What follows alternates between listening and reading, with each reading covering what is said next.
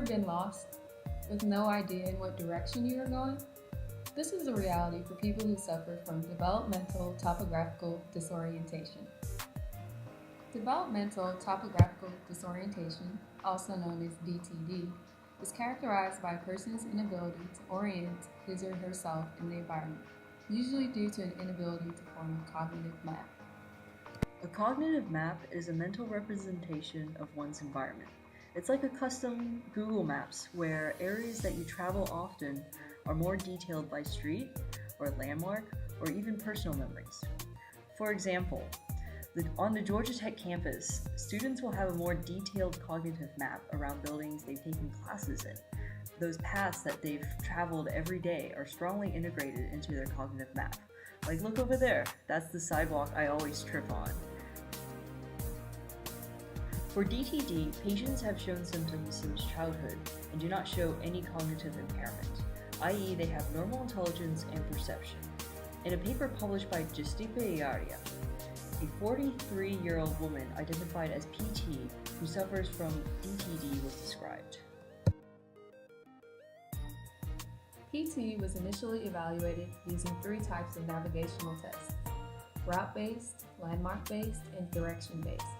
She passed all tests without making any major errors.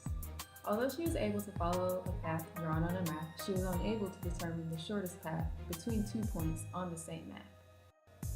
Most indicative of her disorder was when she was asked to draw a map of her house. As you can see, many details are lacking, as well as scaling and distances when PT's drawing is compared to her father's on the right. She was unable to locate any objects or landmarks in the rooms, although she knew that they were there.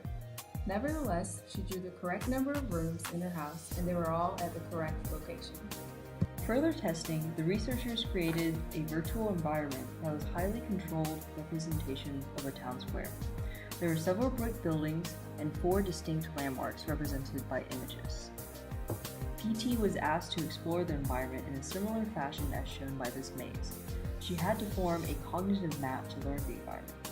For the retrieval task, she was shown a schematic map of the environment from the top view perspective and asked to locate the 4 landmarks. She was also asked to navigate from one landmark to another using the shortest possible route. Initially, she failed at both tasks. During the retrieval task, activation of PT's hippocampus was significantly lower than that of the control when fMRI images were taken of her brain. After extensive training, 1 hour a week for 6 weeks, to become more familiar with the environment, PT's hippocampal activation reached that of the control group, and she was able to form a cognitive map in 5 minutes. The feature of developmental topographical disorientation is the inability to create a mental representation of the environment, not necessarily to use it.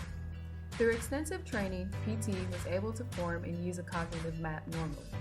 This is an excellent example of neuroplasticity at work.